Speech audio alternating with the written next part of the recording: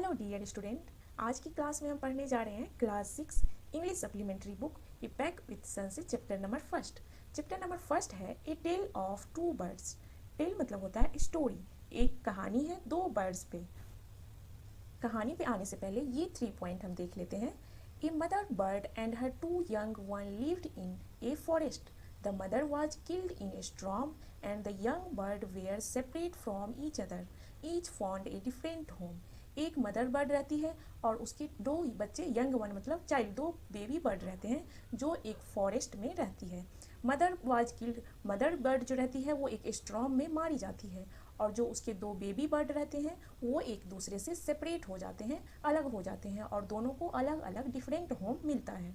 अब आते हैं हम स्टोरी पे। There once lived a bird and her two newborn baby in a forest. एक बार की बात है, एक बर्ड और उसके दो न्यू बॉर्न बेबी एक फॉरेस्ट में रहती थी।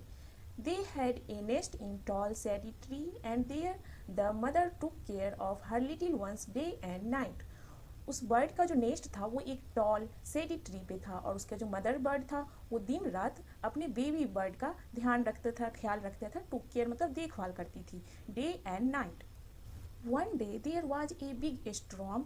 एक दिन बहुत बड़ा तूफान आता है। There was thunder, lightning and rain and the wind blew down many trees. बहुत बड़ा तूफान आता है एक दिन, उसमें बादल गरजते हैं, बिजली चमकती है, बहुत बारिश होता है और हवा बहुत तेज बह रहा होता है, बहुत सारा ट्री को गिरा देता है, इतनी तेज हवा बह रहा होता है। The tall tree in which the bird lived also came down. जिस ट्री पे मदर बर्ड नेस्ट बनाई रहती है वो ट्री भी उस बहुत तेज हवा में गिर जाता है। A big heavy branch heat the nest and kill the bird. एक बहुत हैवी ब्रांच जो होता है वो मदर बर्ड के नेस्ट को हिट करता है और जो मदर बर्ड रहती है उसमें मारी जाती है। वो नेस्ट भी गिर जाता है और मदर बर्ड जो रहती है वो मारी जाती है। Fortunately for the baby bird, the strong wind blew them away to the other side of the forest. Fortunately जो बेबी बर्ड होता है उसको जो हवा बहुत तेज बहती रहती है वो उड़ा के फॉरेस्ट के दूसरे साइड ले जाता है, जंगल के दूसरे साइड उड़ा के ले जाता है। और मदर बर्ड जो रहती है वो तो मारी जाती है, लेकिन जो उसके दोनों बच्चे रहते हैं वो हवा में उड़ के कहीं और फॉरेस्ट के अदर साइड गिरता है। One of them came down near a cave where a gang of robber lived. एक बेबी बर्ड जो रहता है वो केव के नीचे गिरता है जहाँ पे गैंग ऑफ रॉबर, रॉबर का गैंग रहता था। वही दूसरा जो है द अदर लैंडेड आउटसाइड ए ऋषिज आश्रम ए लिटिल डिस्टेंस अवे। वही दूसरा जो बेबी बर्ड रहता है वो ऋषि आश्रम के थोड़े दूरी पे गिरता है। वन बेबी बर्ड जो रहता है, एक जो बेबी बर्ड रहता है वो तो केव के नियर गिरता है जहाँ पे रॉबर का गैंग रहता है उस गुफा में, और दूसरे जो बेबी बर्ड होता है वो ऋषि आश्रम के नियर गिरता है। जैसा कि इस पिक्चर में हम देख रहे हैं, एक बेबी बर्ड जो है वो केव के नियर गिरता है जहाँ पे रॉवर लोग रहता है, वही दूसरी जो बेबी बर्ड रहती है वो ऋषि के आश्रम के नियर गिरता है। अब हम आगे की स्टोरी देखते हैं।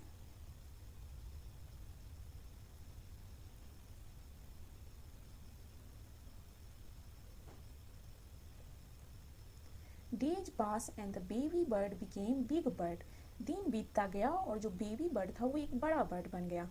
One day the king of country came to forest to hunt. एक दिन उस कंट्री के जो किंग थे वो फॉरेस्ट आते हैं हंट के लिए, शिकार करने के लिए। He saw a deer and rode after it. वो किंग जो होते हैं वो फॉरेस्ट में एक डियर को देखते हैं और उसका वो पीछा करते हैं।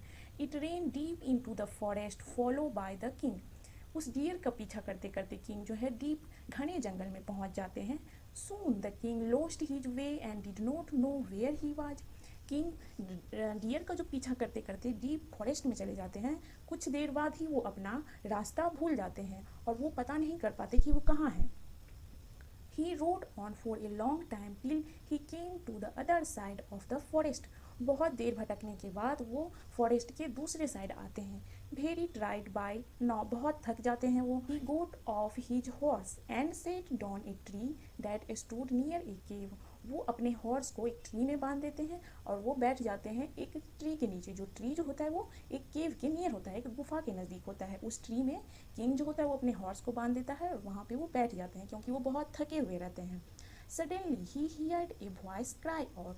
अचानक किंग जो है वो एक वॉइस सुनते हैं, quick hurry up, there some under the tree, come and take his jewels and his horse. Hurry, or else he will sleep away. अचानक किंग एक आवाज़ सुनते हैं चिल्लाने का। वो आवाज़ कहता है क्विक हरी अप, जल्दी करो, कोई ट्री के नीचे आया है, उसका ज्वेलर्स लो, उसकी जो आभूषण है वो लो, उसका घोड़ा ले लो, जल्दी करो नहीं तो ये हाथ से निकल जाएगा। ये आवाज़ अचानक जो है किंग सुनते हैं। The king was amazed, king जो है बहुत ज़्यादा अमेज्ड हो जाते हैं, आश्चर्यचकित हो जाते हैं। Looked up and saw a big brown bird on tree under which he was sitting। वो देखते हैं एक बहुत बड़ा बिग ब्राउन बर्ड जो होता है वो उस जिस ट्री के नीचे वो बैठे रहते हैं उसके ऊपर एक बिग ब्राउन बर्ड बैठी है। He also heard a faint noise issuing from the cave। और वो केव से बहुत फेंट नॉइज सुनते हैं, वही नॉइज जो वो जो बर्ड चिल्ला रहा था वही नॉइज वो केव के अंदर से भी आवाज़ सुनते हैं। He quickly got on his horse and rode away as fast as he could. वो जल्दी ही वहाँ से निकलते हैं अपने घोड़े को लेकर, जितना जल्दी हो सके उतना जल्दी वो निकल जाते हैं वहाँ से, वो जो राजा होते हैं वहाँ से निकल जाते हैं। He was amazed to hear a similar voice again. He came to know the bird true story. He met the rishi who explained the behavior of each bird। King जो होते हैं फिर से एक ऐसा ही आवाज़ सुन के वो बहुत ज़्यादा अमेज्ड हो जाते हैं। वो जानना चाहते हैं कि ये बर्ड का ट्रू स्टोरी क्या है। तो वो ट्रू स्टोरी जो है वहाँ के एक ऋषि जो है उनको एक्सप्लेन करते हैं कि क्यों दो बर्ड का जो बिहेवियर है अलग अलग क्यों है। वो देखने में तो बिल्कुल सेम है लेकिन दोनों का जो बिहेवियर है वो इतना डिफरेंट क्यों है। तो इसका हम आगे देखते हैं।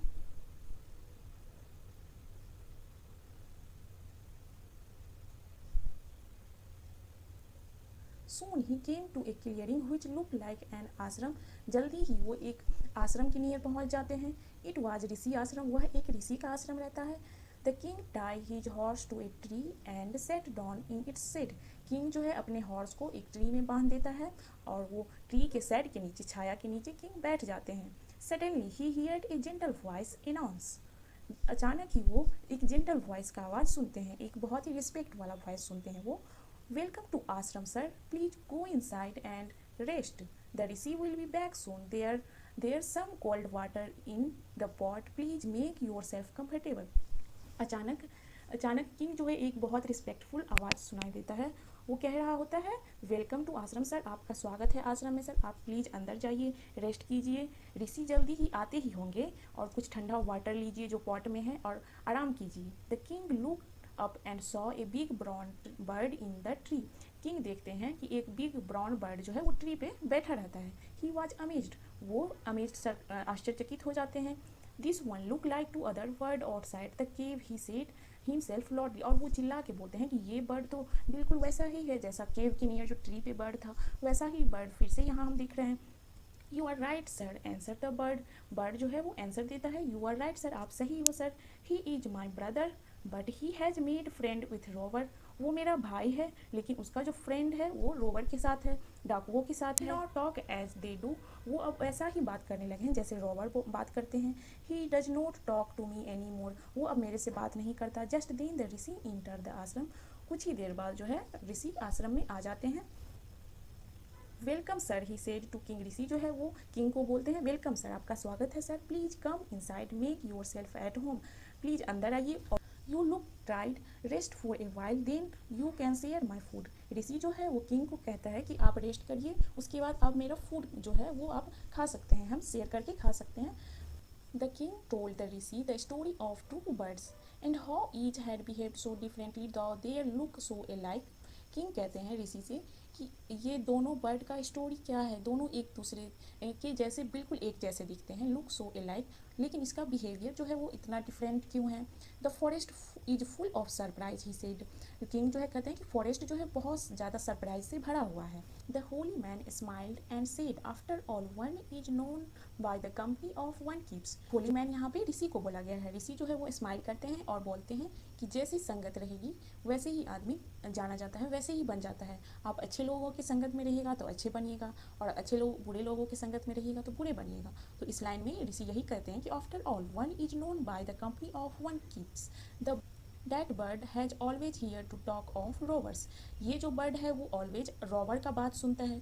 ही imitate them and talk about robbering people, इसीलिए वो हमेशा रॉबर के ग्रुप में उसका जो है वो आवाज़ वो सुनता है, जैसे रॉबर कैसे बात करता है तो वो ये सारा बर्ड को जो है जो बात करता है रॉबर उसी तरह से वो इमिटेट करता है।